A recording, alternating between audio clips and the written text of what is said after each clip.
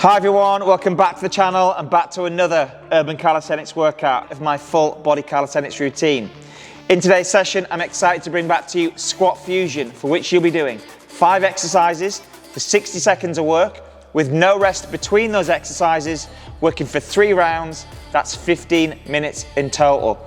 Now, as this is squat fusion, that means that each of the exercises you'll be doing will be followed by a squat. And as there is no dedicated rest throughout the 15 minutes, I would like you to work at a sustainable pace that works for you without sacrificing any form. And if your technique is starting to slip and you do need to take the extra rest, by all means take it. And the beauty of squat fusion is you do not need any equipment whatsoever, just a small space to work in and you are good to go. As always, practice those instructionals before getting stuck in alongside a thorough warm-up. And I will leave a link in the description below for a warm-up that I feel is suitable for this routine, but by all means do one of your own. That's enough from me. Let's see what's in store. So for the squat to pike push-up, you're going to start by moving into your deeper squat position whilst keeping the heels in contact with the floor. Once you've reached that end range, you're going to start by placing your hands on the floor, trying to get your hands as close to your feet as you can, but keeping your hands to around about shoulder width.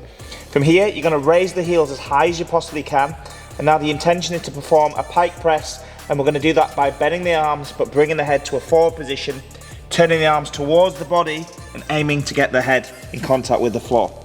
Once you reach that position, you're going to push out strong, push back into your resting squat position, keeping the chest nice and high, and then return to standing. So all the way down into the squat, place the hands as near to the feet as you can, take the hips up high, raise the heels as high as you possibly can, move into the pike press, breaking the floor as you work your way down. Touch the head on the floor, extend the arms, back into full resting squat, and then return to standing.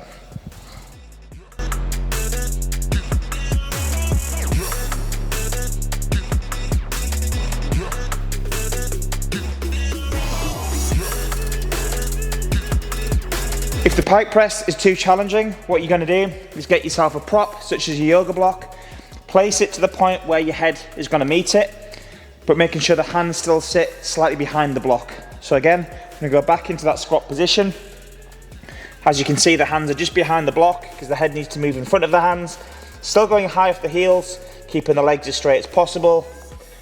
Moving into the pike press, take the head to the block, push out strong, and then back into your resting squat position.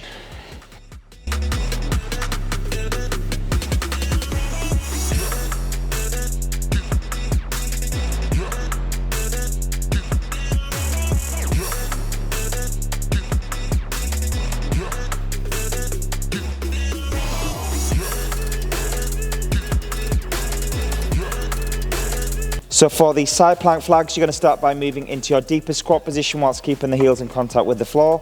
From here, you're going to place one hand behind one foot on the same side. From here, and with the bent leg, you're going to stab it out above the supporting leg and just behind the hip before bringing it back to its original position. You then move across to place the hand behind the foot on the opposite side and then do exactly the same on this side. Just making sure when you release that leg, it sits just behind the supporting leg.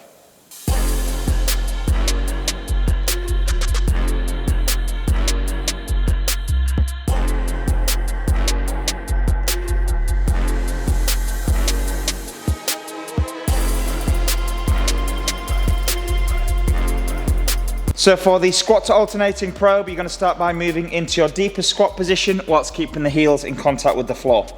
Once you've reached that point, the intention is to weight shift the body across to one side, carrying as much weight through that leg as you possibly can. You want to stay as low as possible, but keep the chest as high as you possibly can. So I'll weight shift across, keep the chest up, carry the weight through the leg. Once I've reached this point, I'm going to extend that leg out completely, carrying as little weight through that leg as I possibly can. Slide the leg back into the body, move back into the deep squat position, weight shift to the other side, extend that leg out, bring it back into the body, into a deep squat, and then go again.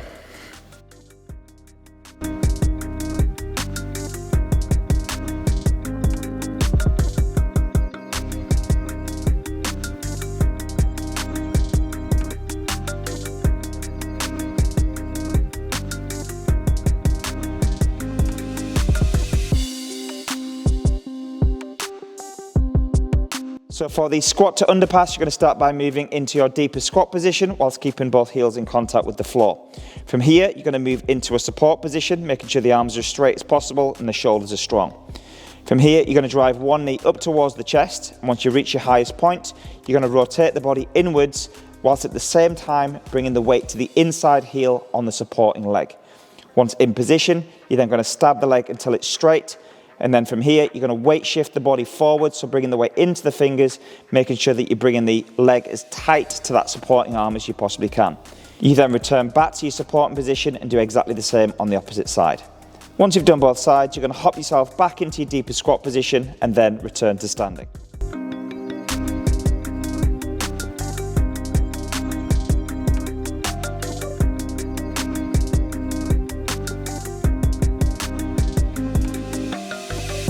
So for our squat to L-sit, you're going to start by moving into your squat position whilst keeping the heels in contact with the floor. And from here, I'm going to bring one hand behind the foot on the same side whilst keeping the shoulder directly over the top of the hand. I'm going to do the same on the other side and match the hands up.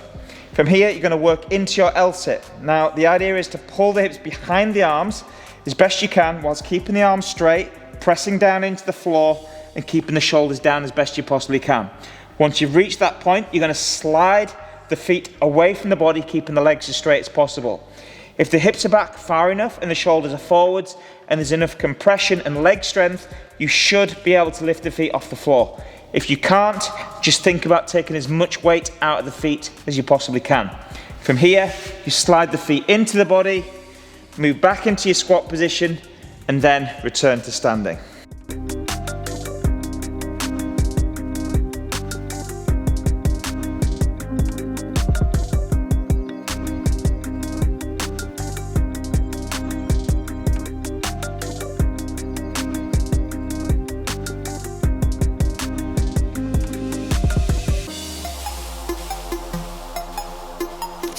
Now, just before we kick things off with the workout, I just want to let you know that if you want to gain access to the full Urban Calisthenics library, then head over to urbancalisthenics.com, where you can access over 100 calisthenics workouts with a new workout added every single week for just $4.99 a month.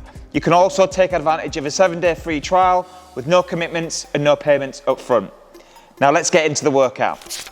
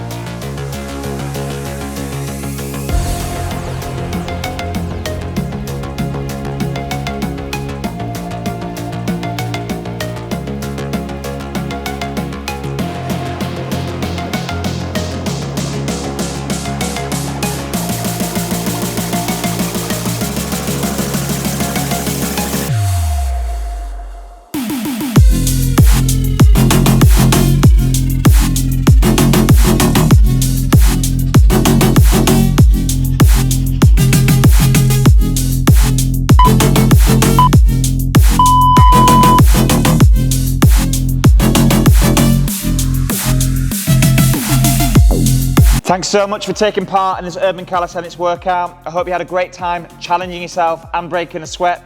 If you did find this workout useful and beneficial, please give me a like and most importantly, subscribe to the channel. If you do want to gain access to the full Urban Calisthenics library, please visit urbancalisthenics.com where you can gain access to over 100 workouts with a new workout added every single week for just $4.99 a month. Keep up the great work, stay motivated, and I'll see you on the next workout.